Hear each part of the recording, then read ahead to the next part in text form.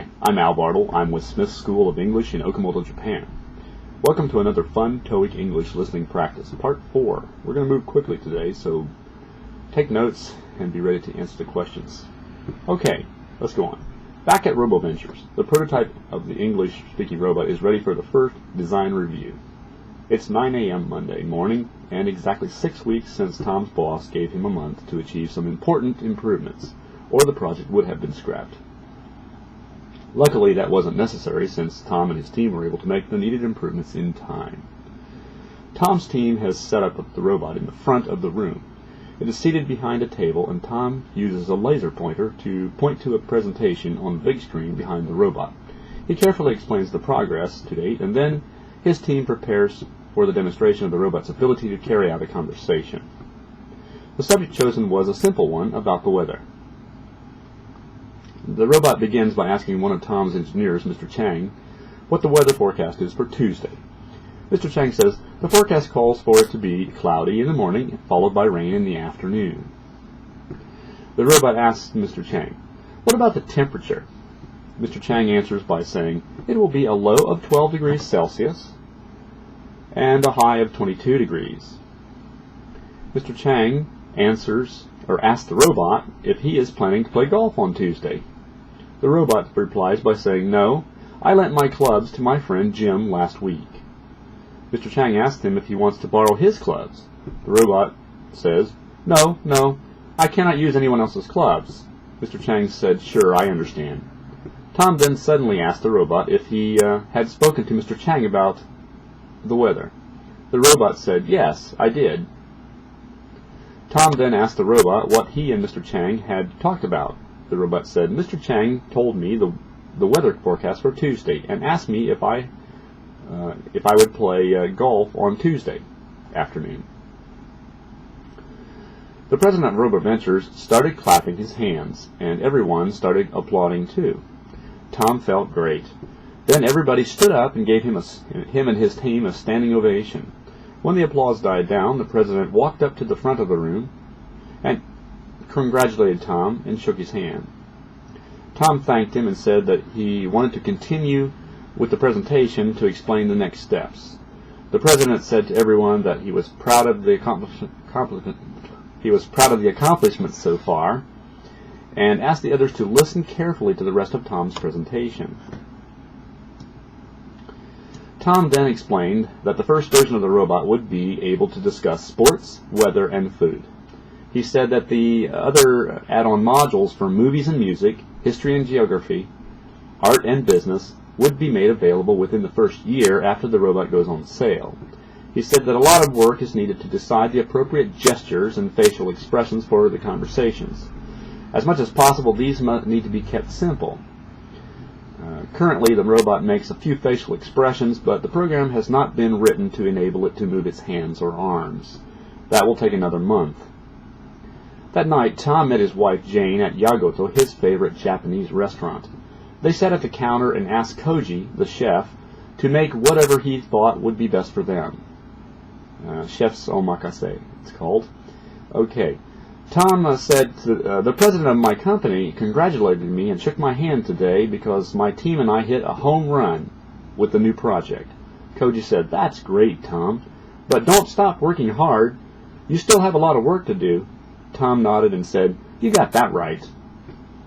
After they got home, Jane told Tom she had some disturbing news about Claire. Okay, questions.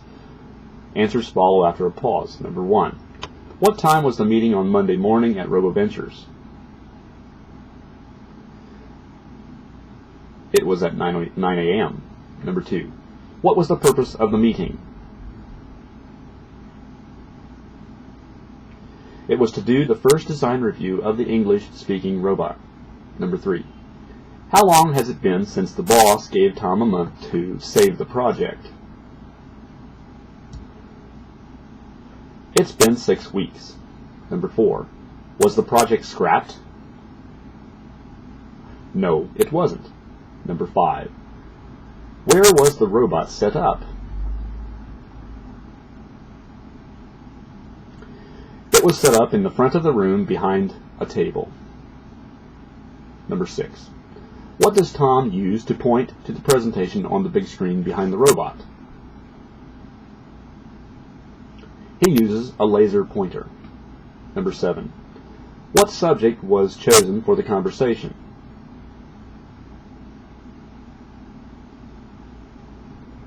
The weather was chosen. Number 8. What did the robot ask one of Tom's engineers?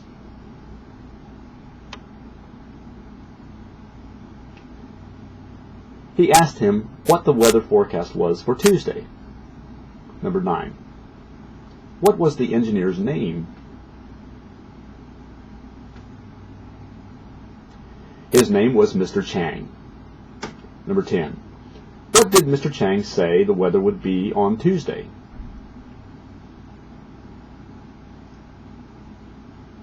He said it would be cloudy in the morning and rainy later in the afternoon.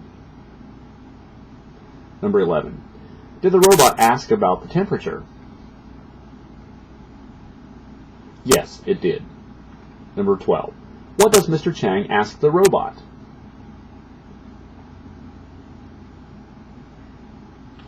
He asked if the robot is planning to play golf on Tuesday. Number 13.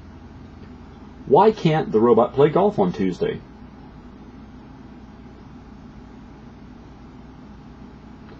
Because he lent his clubs to his friend a week ago. Number 14. Who started the applause?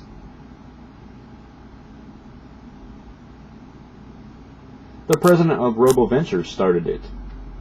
Number 15. What did the president do after the applause died down?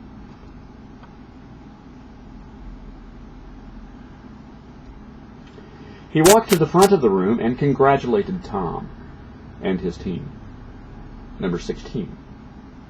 What subjects would the robot be able to discuss?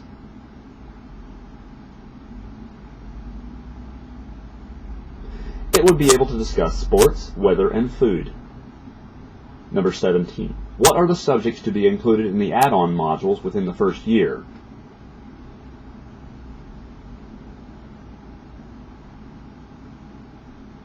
The subjects would include movies and music, history and geography, art and business.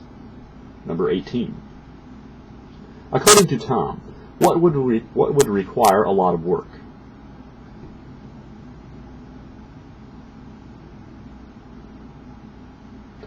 It would require a lot of work to decide the appropriate gestures and facial expressions for the conversations. Number 19. Could the robot move its hands and arms? No, it couldn't. Number 20. How much longer would it take to write the program for these actions?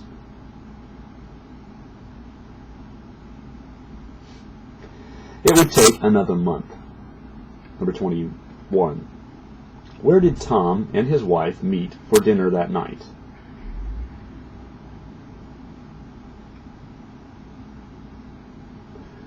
They met at his favorite Japanese restaurant, Yagoto. Number 22. Who did Tom and his wife talk to at Yagoto?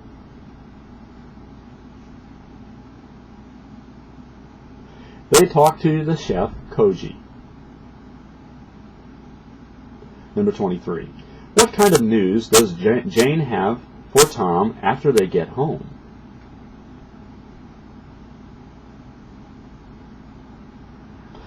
She has some disturbing news about Claire. Okay, how did you do? Listen again and again and keep trying. And I'll see you next time for the next version or the next episode of Fun English Listening Practice. That'll be part 5 next time. See you then. Okay, bye-bye.